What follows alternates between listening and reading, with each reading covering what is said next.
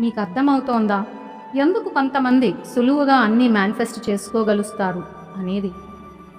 వారు హ్యూమన్ జీనోమ్ని divine genome blue ప్రింట్తో రీప్లేస్ చేస్తున్నారు. ఇలా రీప్లేస్మెంట్ సక్సెస్ఫుల్గా పూర్తయితే మనిషి దైవత్వం పొంది సృష్టికర్తల అమరత్వం సాధిస్తాడు. ఇదే అసెన్షన్.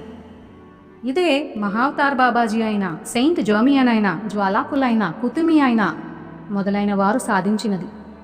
ఇప్పుడు భూమి మీద జరుగుతున్నది కూడా ఇదే. మీ హ్యూమన్ జీనోమ్ని రీరైట్ చెయ్యండి. మీరెంతగా రీరైట్ చేస్తుంటే అంతగా మీ హయ్యర్ సెల్ఫ్ మానవ శరీరంలోకి దిగుతూ ఉంటుంది. అంతగా మీ లైట్ ఫ్రీక్వెన్సీ పెరుగుతుంది, చైతన్యం విస్తరిస్తుంది, జీవితంలో సమస్యలు మాయమవుతాయి. Anchor more God light into this physical realm through your physical body. మీ భౌతిక శరీరాన్ని ఉపయోగించి ఈ భౌతిక తలంలోకి మరింతగా భగవంతుని కాంతిని యాంకర్ చెయ్యండి. ఇలా చేస్తూ ఉంటే భూమి అసెన్షన్కి కూడా మీరు పనిచేస్తున్నట్టే.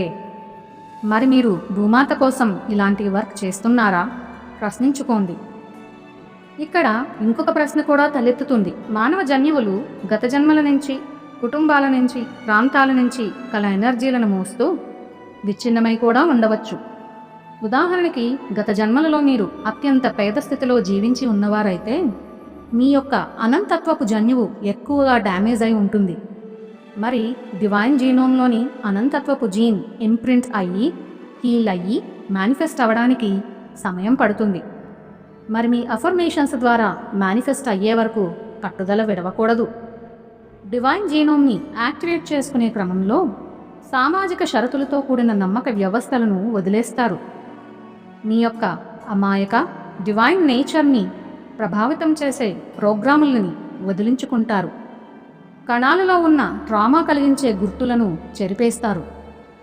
మీకై మీరు సృష్టించుకున్న గత జన్మల పరిధులు, ప్రమాణాలు, కార్బన్ ఆధారిత డిఎన్ఏలో భద్రపరిచిన మానవత్వపు భయ చైతన్యం రూపపరివర్తనం చెందిస్తారు.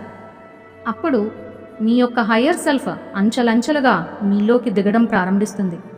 తద్వారా మీ అంతర్ మరియు బాహ్య వాస్తవాలలో భ్రమలు తొలగిపోతూ ఉంటాయి.